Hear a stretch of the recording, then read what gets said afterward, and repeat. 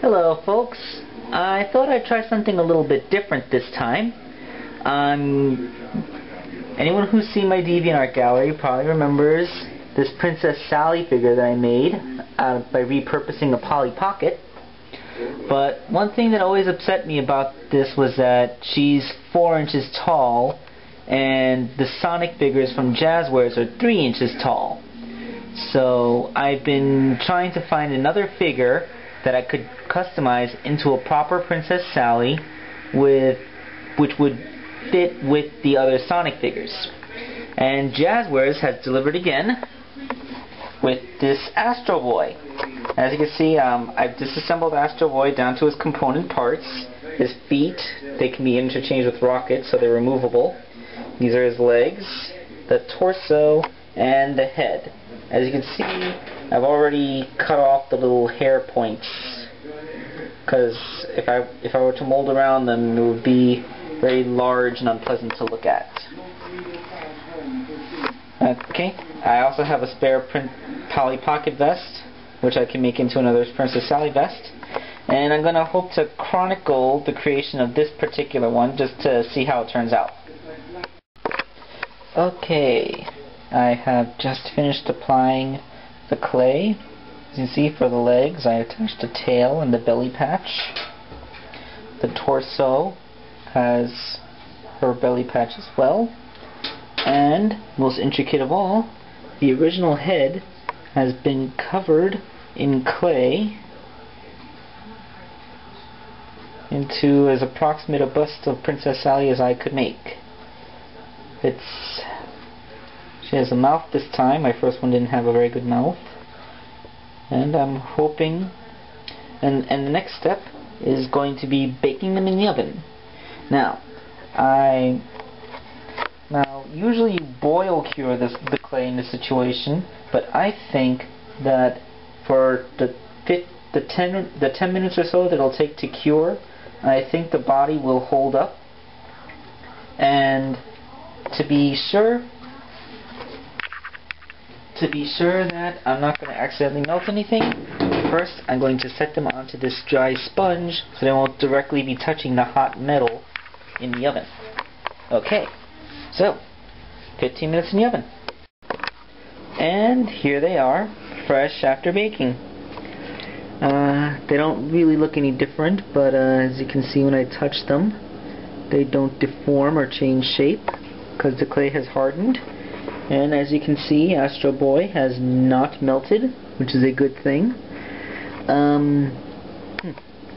Of course, I don't want to actually touch them now, right away, because they're still quite hot. Also, the plastic, even if it didn't melt, it is likely very soft, and I might deform it and damage it if I were to handle it right now. So I'm going to leave it like this and go on to the painting phase after it cools. Okay, now that the clay part is over, I took belly patch and tail off so I can get underneath them. I'm going to move on to the painting part. I use ordinary acrylic paint. It's inexpensive and paints with a nice even coat, but on plastic it has a tendency to chip and peel. That's why I use a spray-on sealant, which also makes a pretty decent primer to prevent the paint from doing that. It coats it with a thin layer of plastic. But you have to be careful not to use too much because it can also seal the joints and make your figure inflexible. Okay, so when you next see this, it will be the proper color. And here is the completed Princess Sally. Complete with vest, paint job, and as you can see, an improved mouth. It didn't come out 100% perfect. I wish that I got the hair a little better. Plus the Astro Boy figure is a little bit beefy compared to a regular Sonic character. But all things considered, I think she came out quite well. For comparison in size, there's the Polly Pocket Princess Sally, a regular Sonic figure, and my creation. Yeah. that's right next to each other. So as you can see, the new Sally I've just created is much closer in size to Sonic. Alright, and that completes this showcase. And I hope you enjoyed looking at my methods. Alright, really, I just couldn't stand the way that Princess Sally looked. She was way too chunky, the arms were too thick, so I dismantled her and started again. She's not wearing the jacket, so I can show off the modifications better. I filed down the body to give her a bit more of a curvy shape. I sculpted new clay around her body to give her more feminine curves. And biggest of all, I actually completely replaced the arms. As you can see, the arms are much skinnier now. That's because I plucked off Tails' arms, sculpted some new hands onto them, and then I glued the arms into her shoulder sockets.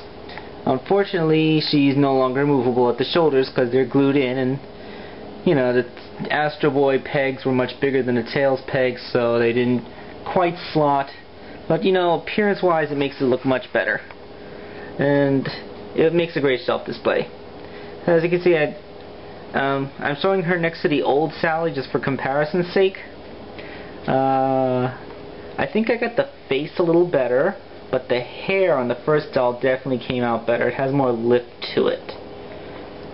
But yeah, I think the face came out much better this second time around. I don't know. Well, okay, I was totally dissatisfied with the way this head came out, so I discarded and I made a new one. Yes, this one I concentrated to make her hair shape more like it is in the comic. I made her eyes a better shape. And as you can see, I repainted the entire figure a lighter shade of brown, so that, again, it matches the comic a little more. Oh, and if you look, her ears are also smaller, and I wish it wouldn't fuzz up, but I put a lot of detail into those eyelashes. A lot of detail. I rolled some really tiny clay. So yeah, all new head, all new hair, all new paint job. Remember, the arms come from a Tails figure, the hands are made by myself. And there is the discarded severed head, which will haunt your dreams. This has been making a customized action figure of Sally out of an Astro Boy. Thank you, and have a nice day. One more thing about the Astro Boy figure, it came with these really nice flame exhausts. They're supposed to be from when he activates his rocket boots.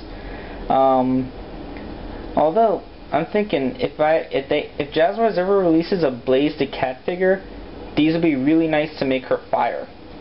And I can find a way to stick these onto her palms. That would be pretty cool. Alright,